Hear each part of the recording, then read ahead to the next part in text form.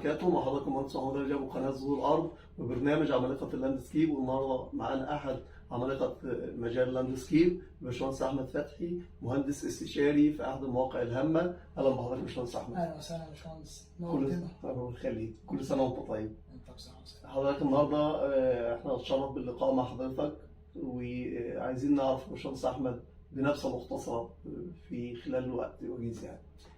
تمام. مين بدأ باشمهندس احمد؟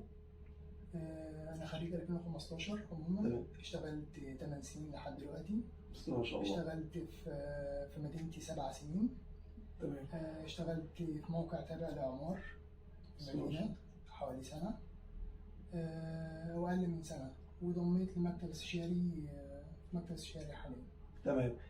باشمهندس احمد، حضرتك قعدت فتره كبيره على لاند ماستر في مدينتي، فاكيد اتعلمت منها جزء كبير جدا جدا. كان سبب او من اسباب التحول لحضرتك النهارده من مهندس موقع لمدير للنهارده مهندس استشاري. ممكن تحكي لنا ببساطه كده ايه اللي اتعلمناه في لاند ماستر؟ ضغط الشغل عموما بيعلم كتير. اشتغلت الاول كمهندس موقع، بعدها بقيت مدير موقع. اتعلمنا هناك الاداره، لان الاداره هناك ناجحه جدا بصراحه. يعني ممكن نعرف الاداره ان هي مثلا تخطيط، يكون عندك خطه، بعد التخطيط يكون عندك تصميم، تمام، تصمم او تنظم، بعد كده توجيه لفريق العمل. تمام. بعد التوجيه يكون في تشجيع للفريق ان هو يقدر ينفذ المهام ديت ويفضل ماشي في الاطار اللي انت نظمته. تمام. بعدها يكون في الرقابه بتكون اخر حاجه. بعد ما انت تكون نفذت الخطوات اللي في الاول، انت خططت ونظمت ونسقت الكلام ده كله، تبدا يبقى في رقابه على فريق العمل بتاعك.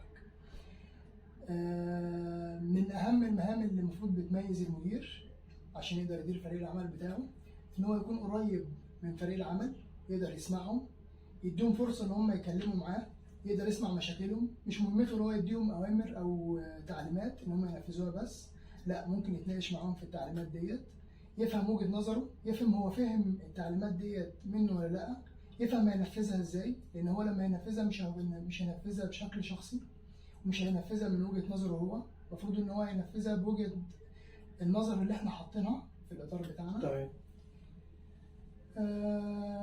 العمل يكون بشكل جماعي، لان كلنا كيان واحد. بمعنى لو احمد فتحي خد اجازه اسبوع او ما بقاش متواجد في العمل، يبقى السيستم شغال، لان هو دلوقتي بقى في 20 واحد بنفس بدايات لاند ماستر كانت سنه او 2 مهندس موقع. بالظبط 3 سنين. 3 سنين مهندس موقع. فال3 سنين مهندس موقع دول كان التيم حضرتك اشتغلت عليه كمدير من اول وانت مهندس موقع على التيم بتاعك، حتى لو عدد افراد قليل. فده اللي خلى حضرتك النهارده يعني تستمر وتطور كمان من حضرتك من نفسك في المجال. تمام. لو هنروح لجزء مهم طبعا يفيد مهندسين حديث التخرج والمهندسين حتى الكبار، لو هنتكلم كمعلومه فنيه لمهندسين الري او مهندسين اللاندسكيب عامه، ايه اللي ممكن تقدمه لنا النهارده؟ طيب، اول حاجه لازم المهندسين حديث التخرج يبدا الاول ان هو يتدرب في مكان، ينزل زي شركات لاند مصر بتقبل حديث التخرج بشكل كبير جدا، لازم يبدا يتدرب عليها. لازم يشتغل على الكاد كويس جدا، اكسل، يكون دارس تصميم كويس، بحيث ان لما ينزل الموقع ما يبقاش الموضوع بالنسبه له صعب، يبقى هو فاهم التصميم عشان يفرق ما بينه وبين بقيه الفريق اللي تحتيه. تمام. كمشرفين او فنيين، لازم يبقى هو فاهم التصميم ده هيتم ازاي، اقطار المحابس، اقطار المواسير، التوزيع يتم ازاي. من الناحيه الفنيه بقى، يعني هو دي ناحيه اداريه شويه. كناحيه فنيه كتدريب بقى هينزل الموقع، هيتدرب على الحاجات دي، يشوف الكلام ده يعني، يبدا يلمس الحاجات دي بايديه، يشتغل فيها عشان يبقى مقدر الوقت ومقدر المجهود بتاع الناس اللي تحتيه، ويقدر يديرهم بعد كده، يبقى فاهم الحاجه دي تخلص في وقت قد ايه. يعني النهارده المهندس الموقع لما يكون لامس الحاجه بايده في الموقع كحفر، كتركيب، كزراعه، فلما يجي يفرض كمان بعد كده وهو مدير، يفرض الشغل هو هو شافه بعينه فعارف يقدر يحدد بالظبط، ويبدا يطور نفسه بعد كده بقى في يعني مثلا ياخد شغل في الكنترول، يفهم الكنترول بيتم ازاي، تراديشنال ديكودر، يبدا يطور في الحاجات ديت بحيث ان يبقى مميز، يبدا يميز نفسه.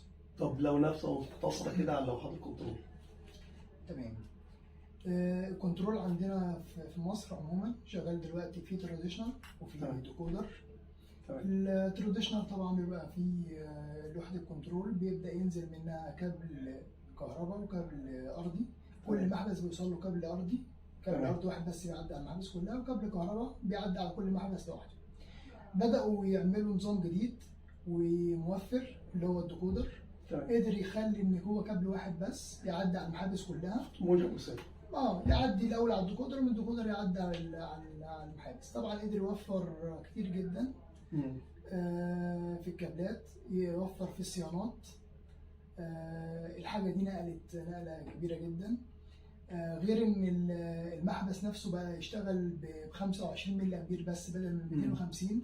طبعا ده فرق الهرتز اللي بيتم، لان المحبس العادي السولنويد العادي بيبقى 250 ملي امبير و50 هرتز. تمام. لكن في الديكودر بيديله 500 هرتز ويشغلوا على 25 ملي امبير بس. فدي طفره يعني نوعيه حصلت في البلد. بالظبط، حاجه قويه جدا. في الفتره الاخيره ديت اشتغلت على تطوير اللوحه نفسها. تمام. وان احنا نعمل سيستم جديد وحاجه افضل من الموجود. مش هنقول افضل لان طبعا مش هينفع نتكلم او ريندر، بس حاجه تحل لنا المشاكل الموجوده في الموقع بشكل عام. يعني احنا عندنا مشاكل كتير بتحصل بسبب النظام الموجود مش قادر يغطيها بشكل كامل. تمام. بدانا نشوف المشاكل المحيطه بينا ايه، فعملنا سيستم اقل في التكلفه بكتير جدا. يعني كده اقل كمان من الديكودر، 20% من تكلفه الديكودر. يقدر يحل المشاكل الموجوده في الموقع بشكل كامل. تمام. هو واقف بس على الاعتماد وبراءه الاختراع.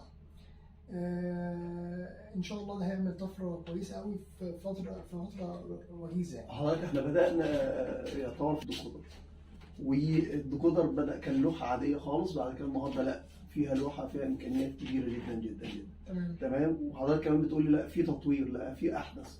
هل النهارده ممكن ان احنا نعتمد على كل اللوحات اللي بتجينا، ولا لا في كمان ان انا احاول اطور كمان داخل مصر؟ نقدر نطور داخل مصر، الموضوع مفتوح اوبن، في حاجات كتير جدا ممكن تضاف. يعني انا شايف ان المجال بتاعنا احنا عموما كشبكات الري والكلام ده تحس ان هو لسه بطيء، التطوير بتاعه بطيء جدا. في امكانيات كتيره موجوده في مجالات تانية زي مثلا السمارت هوم، انا اقدر اتحكم في كل حاجه عن طريق واي فاي، اقدر افتح اضاءه، اقفل باب، اعمل كل ده بسيستم واحد بس من على بعد، اقدر اتحكم فيها من على بعد. بل كمان في اجهزه احدث من كده، بمجرد ان انا افكر في الحاجه، افكر ان الاضاءه تشتغل، افكر ان الباب يقفل. ده طبعا عملوها للناس القعيده او عندها مشاكل، بيبدا يحط جهاز بيركبه في دماغه ويفكر بس في ان الحاجه بتتعمل دلوقتي. وبالنسبه لشبكات الري النهارده احنا عندنا كمان شبكه ارصاد بتربط بينا. بالظبط، شبكه ارصاد تقدر تقيس كميه البخر نطح والكلام ده وتقدر تعدل عليه. عموما برضه بالمناسبه الجهاز الجديد اللي احنا شغالين عليه بيقدر يربط الارصاد ويقدر يربط الكلام ده كله. يقدر ما يخليش في عدد محدد من الماستر فالف او الفلو سنسور. يعني مثلا الاي سي 2 6 ماستر فالف، لا احنا ممكن نخليه اوبن، مش لازم يبقى محدد برقم معين. هيبقى حاجه جامده جدا. بالظبط، مش هيبقى فيه دامج. يعني لو في قطع في الطرق او في قطع في حاجه مش هيبقى فيه دامج، لان انا ما عنديش كابلات اصلا، مش هحط كابلات خالص في الارض. اللي يخليني ابقى معرض ان كابل يتقطع. حضرتك انت بتقول هتوفر 20%، معنى ان مفيش كابل اصلا، انت بتتكلم في اكتر من كده بكتير. اكتر من 20%. لا، هيبقى تكلفه 20%. 20% اصلا يعني هوفر 80% من تكلفه المشروع اللي هو هيتحط مع ديكودر باي كان اللوحه اللي موجوده او ايا كان الشركه. يعني مش هيبقى فيه ديكودر، مش هيبقى فيه ديكودر سنسور، مش هيبقى فيه كابلات، مش هيبقى فيه اي دي ام، مش هيبقى فيه لوحه واحده للمكان. ممكن احط للمنطقه بالكامل لوحه واحده بس، مش لازم احط لكل منطقه لوحه، لان طبعا اللوحات اللي موجوده بيبقى فيها ليميت محدد للمحطات او الستيشنز. لكن اللي احنا بنتكلم فيه اوبن، ممكن احط اي عدد ممكن من المحابس على نفس اللوحه. يعني بمعنى صح دخلت السنتر في السنتر كنترول، هما الاثنين بقوا حاجه واحده بقى بس. كنترول سنتر كنترول. طبعا احنا من هنا بنشجع التطوير اللي بيحصل، وطبعا التطوير ده ان شاء الله يكون مصري، وبنقول لتورو وريمبيرد وهانتر الف شكر اولا، ماشي. وان شاء الله هنحاول ان احنا نطور بحيث ان يكون عندنا منتج مش كفايه بس ان هو مصري، لا وجديد. فطبعا كلنا بنناشد المنطقه دي، وما ينفعش نعدي الجزء ده بدون ما نشكر الباشمهندس احمد والفريق اللي معاه، تمام. وبنقول لكل الناس، كل اللي اسمعنا من اصغر واحد في مصر لاكبر واحد في مصر، المشروع ده مشروع قومي، زيه زي الاستدامه، زيه زي المدن الجديده، زيه زيه اي مشروع. المشروع ده لو تبني فكره، مجرد ان انت تتبنى فكره فهيحولنا لمنطقه كبيره جدا جدا جدا جدا. وخاصه انا شخصيا يعني اشتغلت على الكنترول من اول خالص، من ايام ما كان بايزونات صغيره في الجولف، فلحد النهارده انا بتكلم بالواي فاي، لا النهارده في الاحدث. فاتمنى ان يكون احنا كمصر اول ناس تتكلم في الموضوع ده، واول ناس ان احنا نوفر الجزء ده. فاشكر الباشمهندس احمد تاني، ونكمل حوارنا ونرجع شويه خطوه لورا.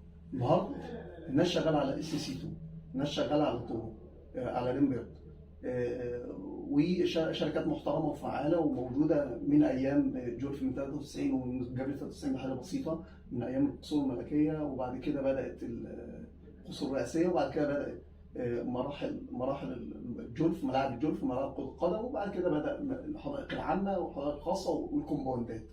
النهارده باشمهندس أحمد اللوحات حصل فيها تطوير كبير جدا. لو هنتكلم على أي لوحة حضرتك تختارها وتقول لنا مثلا مميزات دي ومميزات دي، مش هنقول عيوب عشان الشركات دي محترمه يعني ايه وسوق موضوع كبير جدا، فاحنا نتكلم على المميزات ان احنا نشجع الشركات دي لانها برضه هي اللي موجوده حاليا، موجوده على الموقع. فلو هنتكلم مثلا اختار حضرتك اللوحه اللي هتتكلم مثلا عن مميزاتها تفرق عن نفس اللوحه اللي قبل كده، مثلا SCC 2 مثلا. تمام مثلا. تمام. لو هنتكلم عن SCC والSCC 2 الاثنين طبعا من شركه هانتر، اثنين ديكودر. SCC 1 الديكودر منها بتشيل 99 محبس. تمام. وساعة ما نزلت كانت طفره. كانت طفره كان انجاز كبير جدا. واثنين ماستر فالف طبعا، واثنين فلو سنسور. 2 قدرت تبقى 225 محبس، ده رقم فارق طبعا عن 99 محبس بس. قدرت توصل لحد 6 ماستر فالف، 6 فلو سنسور، دي طفره كبيره جدا. لما انا نزلت مثلا في موقع زي نافيلا، كانت اللوحات اللي شغاله في الموقع كانت SCC. كان الموضوع متعب لان احنا كنا بنشتغل بجهاز الجرام، لازم انزل اقيس بقى، اعمل الترابل شوتنج بتاعي، ابدا اقيس بقى الملي امبير اللي داخل للديكودر، وبتقيسها يدوي، كل حاجه يدوي. الموضوع كان متعب جدا، ما تقدرش تطلع المشكله بسهوله، لازم تفضل ماسك الجهاز وتبدا تعدي على الموقع كله. لكن لا، SCC 2 حلت المشكله دي، قدرت تديني خاصيه اقدر اقيس بيها الملي امبير اللي معدي من خلال اللوحه على طول بالظبط، واقدر كمان اقيس نسبه توصيل الكابل قد ايه، هل متصل بنسبه 100% 90%، يبقى في مشكله في الDVRY بتاعي نبدا نعالجها.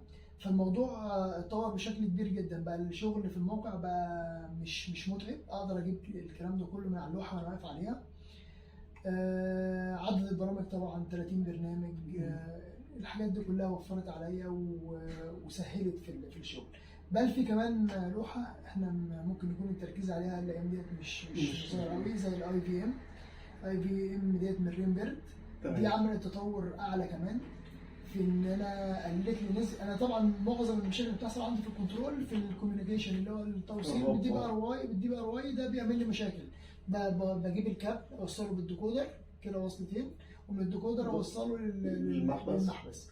لا كده عندي 4 وصلات لكل محبس. لا الريمبيرد عملت في الIVM الديكودر بقى بيلت ان، وفرت تقريبا 50% من الديفاي. بالظبط، وفرت 50% من الDVRY، ادتني امكانيات اعلى، اعطتني 240 بالظبط 240 محبس.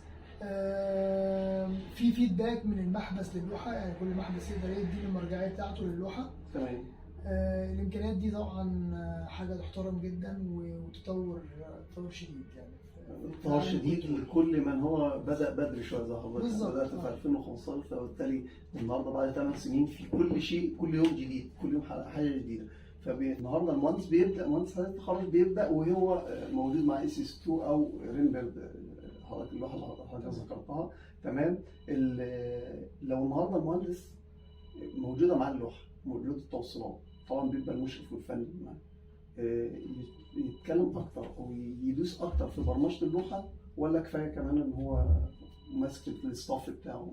مهم جدا يبقى فاهم برمجه اللوحه بشكل كامل، تركيبها برضو. ما ينفعش ان انا اعتمد على الفن بس في طريقه التركيب، لازم ابقى انا فاهم هركب ازاي، هحط ارسات ازاي، قراءات الارس بتاعتي تبقى من كام لكام، طبعا تبقى 2 ل 10. فاهم احط الارسات فين بالظبط، طريقه عمل الارس. تقريبا على مسافات كام الارس؟ الارس يتحط على 300 متر. ده الكلام ده في فريم بيرد، و150 في هانتر. وممكن كل 12 محبس في شركه هانتر، كل 12 محبس لازم احط ارس، وفي نهايه الكاميرا زائد الارس اللوحه. بالظبط، زي الارس الخاص باللوحه. ممكن احط اكتر من ارس في المتابعه لو كميه المقاومه بتاعتي ما جابتش الرقم اللي انا عايزه. يعني لو لقيناها ازيد وخلاص، او في اكتر من مكان مش جايه معايا النتيجه، ممكن اربط 2 ارس في بعض او 3. افضل طريقه لتركيب الارس؟ بنحط فحم وملح. حفر على كام تقريبا؟ حفر على عمق 1.5 متر. تمام. ونحط سيخ نحاس، نحط فيه فحم وملح، ويتحط فيه ميه كويس جدا، ويدق السيخ النحاس فيه، ونوصله بالارس. لو هنتكلم على وصلات الديكودر، بما ان حضرتك اتكلمت في جزئيه مهمه جدا ان انا كمان ممكن بعد كده ما استخدمهاش اصلا، ايه افضل طريقه لتوصيل المحبس للديكودر بالكامل؟ عن خلال الديواي دايما بيبقى في مشاكل. تمام. ايه افضل طريقه او ايه ملاحظاتك؟ خلي بالك من كذا، خلي بالك من كذا. اول حاجه ممكن نحط زي ماسوره مثلا او قايم جوه الغرفه، بحيث ان احنا نثبت عليه الديكودر، بدل ما الديكودر يبقى سايب موجود جوه الغرفه سايب، لا نثبته على قايم جوه الغرفه. نربط الديكودر بالكابل. طبعا ممكن نستخدم مواصلات زي 3M، تمام، بتبقى كويسه جدا. ولازم ندخل الارواي بتاعي للاخر. لما اكون بقشر الكابل يستحسن نستخدم قطع، بلاش صفات منشار او زراديه او الكلام ده. مربوطوش انا بالزراديه. المفروض بحط الكابلين على بعض وادخلهم في الصاموله، هي اللي تربطهم، وادخلهم جوه تبقى روايه، وادخلهم لحد الاخر، ما اسيبش فراغ فيها. نفس النظام اعمل بيه الكابل اللي داخل الكابل اللي داخل من الديكودر او الكابل. تمام. النهارده يعني اتكلمنا في جزئيه مهم جدا، او توصيل محبس الكهرباء بالديكودر بالكابل، وكمان اتكلمنا على الارس. ممكن تقدمها لنا تاني في جزئيه الفنيه؟ حضرتك يعني اللقاء بسم الله ما شاء الله دسم كمعلومات فنيه، وخاصه في الكنترول. تمام. ايه المعلومات الفنيه اللي ممكن نختم بيها الحته دي، الجزئيه دي؟ ممكن نتكلم مثلا عن انواع الديكودر. تمام. ان انا عندي في ديكودر احادي، في ديكودر ثنائي، في رباعي، في سداسي، في ديكودر سنسور. الاستشاري، ايه الملاحظات اللي دايما بيجي بقى مهندس الموقع، خاصه لما يكون سنه او 2 خبره، يعني بتلاحظها اكتر يعني؟ تمام. اولا لازم ناخد بالنا من نقطه، ان انا كمهندس استشاري لازم ابقى فاهم ان انا والمقاول هدفنا واحد. هدفنا ان احنا ننتج الشغل ونخلص الشغل في اسرع وقت، وبالكواليتي او بالجوده المطلوبه اللي تليق بينا كمكتب استشاري كمقاول. تمام. مش هدفي ان انا اعطل المستخلص او ان انا اوقفه او نخصم عليه، لا ده مش هدف المكتب. عشان في ناس هو مش هدف المكتب، بس دايما المهندس الموقع او مهندس المجاول بيبقى عنده اخطاء. بالظبط. ايه الاخطاء اللي تقول له ما ترجعش فيها عشان ما وقفلكش المستخلص؟ بالظبط. ممكن مثلا ان هو العمق المطلوب منه في المواسير ممكن ما يلتزمش بالعمق. ممكن هو بيردم ما ياخدش باله مثلا من زلط او طوب ينزله على المواسير.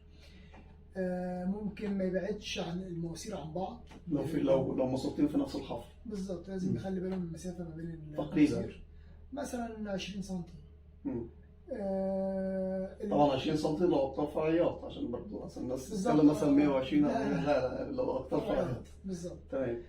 اللهم صل على النبي. لو جينا مثلا نتكلم في عمق في منسوب الغرف، لازم نخلي باله من منسوب الغرف، يكون واخد باله ان الغرف كلها تكون منسوبها واحد، ويكون مع النجيله منسوب محدد. وساعات بنربط منسوب الغرف مع الهشمه. تمام.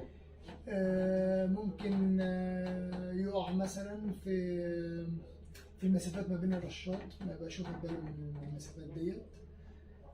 في نقطة دايما بتيجي في مستخلص، أنا ما ركبت ال 20 محبس اللي أنا متفق عليهم إن يركبوا أو اللي جاي لي فيهم شوك درج، ولكن المكان حضرتك أنت نزلت استلمت 20 محبس، ال 20 رشاش مثلا في منطقة، أنت عارف أنت حضرتك كمان كاستشاري لا محتاجة رشاش واحد مشهور. دايما المقاول يقول لي لا هاتها لي يعني يعمل إيه المقاول عشان يحفظ حجمه، وحضرتك كمكتب استشاري تكون استلمت الشغل. طب هي محتاجة محبس رشاش زيادة، ايه الخطوه اللي ممكن يعملها؟ اول حاجه نشوف مين اللي استلم الشغل. ما هو عشان يصمم او ينفذ مشروع لازم يكون في اسبلت معتمد. تمام. لو الاسبلت معتمد مني، فانا اللي بطلب منه ان هو يزود رشاش. تمام كده. لو يعني هو ارض الواقع بتحكم. الواقع طبعا بتحكم. فده عادي بطلعه له انا كمان بالظبط. كان انت عندك زياده في الرشاش، واجي في الفينش بقول ان المكان دوت لا ما فيهوش 20 في 21. الحاجات الاخرى الثانيه اللي ممكن يبقى فيها مهندس الموقع او مهندس المقاول اللي بتعطل. اول حاجه لازم يكون عنده توقع للمشروع بالكامل من قبل ما يبدا، لان ممكن يفضل يحط في محابس على دخله محدده. يعني مثلا في دخله هنا بدا يحط عليها ماشي بالخط الرئيسي، يفضل يحط محبس الثاني الثالث 20 25 30 لحد كام. لازم يبقى عارف زمن الري اللي هو يبقى متاح ليه، اللي هو هيروي فيه قد ايه والاقطار بتاعته قد ايه، وبناء عليه انا هقدر افتح كام محبس، والدخله دي هتشتغل مثلا في 4-5 ساعات، يبقى انا خلاص المفروض اقف حتى في التشغيل. واقعية. المفروض ابقى واخد بالي اللوحه هتبقى موجوده مكانها فين، وهتشيل كام محبس وشايله كام محبس لحد دلوقتي، لان انا هحط عليها مثلا 6 دخلات، ممكن يكون على 5 دخلات الاولين مثلا 200 محبس. فانا في الدخله الثانيه انا ملزم ب 25، الدخله السادسه ملزم ب 25، ممكن يكمل 30 40 ومش واخد باله. لازم يبقى في تصميم، لازم توقع من قبل ما ابدا انا هبدا ازاي وهمشي خطواتي كلها لحد الاخر ازاي. من الناحيه الاداريه اللي حضرتك يعني بدانا بيها كمان المشروع، المهندس بيقع فيها دايما في ارقام مستخلص، ارقام اي ار، الارقام دي بيتلخبط فيها. ممكن الارقام اللي بيتلخبط فيها دي تاخر له فلوس ممكن شهر 2. ايه راي حضرتك في الحته دي، او تقول له ايه ركز في ايه وانت بتخلص ورقك مع الاستشاري او مع المالك؟ اول حاجه لازم يكون عنده مكتب فني كويس جدا، لان قصه ان هو يغلط في رقم في المستخلص دي مش حاجه سهله، ما ينفعش ان هو يغلط فيها اصلا، دي غير مقبوله ان هو يغلط فيها. دي الاعمال بتاعته بتترجم لفلوس. فانت كده الاعمال بتاعتك ضيعتها في الهواء، في ان انت ما ركزتش في ان انت تكمل المستخلص بتاعك. لازم طبعا بتراجع البنود بتاعتك بالاسم بتاعها مظبوط، بتضيف ال 5% بتوعك. شويه مثلا بنتكلم ب 10 سنين 12 سنه، يعني مش هينفع اذكر المكان، ولكن المهندس اللي كان موجود قدم برقم الاي ار سليم تمام ما فيهوش اي شيء، ولكن قدم رقم الاي ار برقم اي ار متقدم قبليه برقم مكرر، يعني برقم مكرر. تمام. فالفلوس اتاخرت تقريبا 45 يوم والاي ار اترفض، يعني حصلت مشكله لدرجه المهندس ده مشي فيها. شوف رقم، مجرد رقم، ان هل ده ولا ده؟ يعني هل مثلا الوقت كان تقريبا اي ار مثلا ب 20 30000 اللي هو الاولاني، والاي ار الثاني اللي بنفس الرقم 200 300000. انا بكلمك في 10 سنين، فرقم كبير جدا فسبب مشكله. عشان كده بنصح طبعا لازم يخلي باله من، لازم يكون عنده مكتب فني كويس جدا، ولازم الحاجات دي تراجع من اكتر من شخص، تراجع من مهندس المكتب، وبعد كده تراجع من مدير المكتب الفني قبل ما يطلع المستخلص. ولما بتروح برضه للجهه الاستشاريه بيبدا يراجع المستخلصات دي كلها تاني، عشان لو ليه فلوس او عليه فلوس بيأكد له. حضرتك اتكلمنا في جزء مهم جدا، وهو شبكات الري ولوحات الكنترول. النهارده احنا مصر استضافت مؤتمر الملاهي. ومصر النهارده بتمشي في طريق الاستدامه، مش مصر بس، الشرق الاوسط كمان. وعندنا رؤيه 2030 والتنميه المستدامه. التنميه المستدامه اول حاجه في التنميه المستدامه هو اللاندسكيب وشبكات الري. ايه راي حضرتك في اللاندسكيب واستدامه اللاندسكيب؟ هو كويس الموضوع اللي حضرتك طرحته ده موضوع مهم جدا.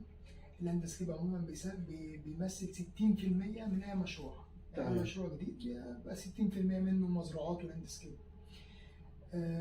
لازم نحفظ حقوق اولادنا قدام. تمام. طبعا في مشاكل في الميه. نظرة الميه دلوقتي. فيها نظره كبيره جدا. طبعا لو احنا قدرنا نستخدم لوحات الكنترول في كل المشاريع بتاعتنا، فده طبعا هيوفر كميه كبيره جدا. لو قدرنا نستخدم محطات الارصاد دي طبعا بتوفر معانا كميه ميه كبيره جدا. ممكن ندخل هارد سكيب كتير في الشغل، مش شرط يبقى الشغل كله بالكامل لاندسكيب، لا ممكن ادخل هارد سكيب معايا، زلط، نافوره، اشكال جبليه، رخام. يعني حضرتك النهارده بتدعو اي مكتب استشاري او اي مصمم ان يميل شويه للهارد، زائد يميل شويه للتطور التكنولوجي في استخدام الميه اصلا، استهلاك الميه. وخاصة برضو بنرجع تاني ونقول وندعم فكرة إن أنا النهاردة أوفر كمان أكتر من 80% من استخدام الكنترول في المشروع اللي حضرتك بتتكلم فيه. تمام؟ يعني لو أتكلم كمان إن أنا هحافظ على المية من خلال سيستم راي زي ما حضرتك ذكرت، لا كمان أنا بقول لك بدل ما تصرف 100% مثلا من تكلفة لوحة سين، النهاردة أنا بقول لك أنا هقدم لك لوحة أو هقدم لك سيستم هيوفر 80%. يبقى انا اصلا وفرت وانا بعمل استدامه. اعتقد دي اصل الاستدامه، ان انا اوفر اصلا وانا بنتج، وبالتالي بحافظ للاجيال الجايه على الميه وعلى كل شيء.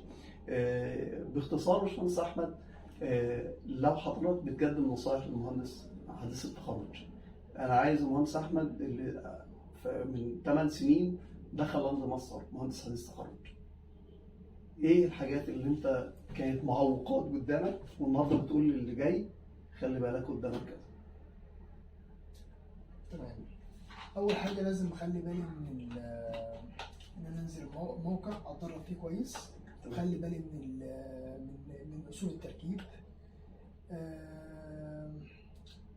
من ضمن المعوقات اللي قابلتني عموما كان قصه المعلومه بيبقى صعب اللي انت توصل لها، يعني فاهم، كل واحد تحس ان هو متحجر في المعلومه بتاعته، ما بيوصلكش بشكل سليم او كامل.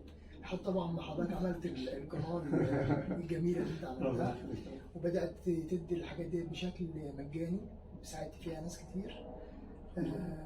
دي حاجه كويسه جدا. طبعا في اكتر من حد برضه شغال على القصه ديت زي المهندس اشرف مروان، حد محترم جدا. المهندس السلام في بحث على اليوتيوب بصراحه، الله يبارك لهم يعني. المهندس مصطفى كاسب، الناس الكويسه جدا اللي شغاله في المجال ده وبتنشر من خلال قنوات التواصل. المعوقات دي تجاوزتها ازاي عشان توصل النهارده لمهندس استشاري؟ اول حاجه بتميز نفسك، بتشوف انت تقدر تميز نفسك ازاي. زي مثلا برامج زي لينكات، تحس ان انت دايما مميز في حاجه معينه، الحته دي بتاعتي، انا شغال في حته معينه مفيش حد غيري شغال فيها. طبعا قصه الكنترول دي من اهم الحاجات اللي اشتغلت عليها، لان طبعا موضوع جديد.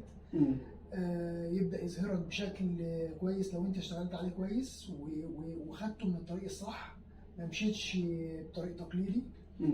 ان انت يكون عندك فكر ونظام تشتغل بيه، ده طبعا هيسرع معاك في الخطوات بتاعتك ويخليك تمشي اسرع من غيرك.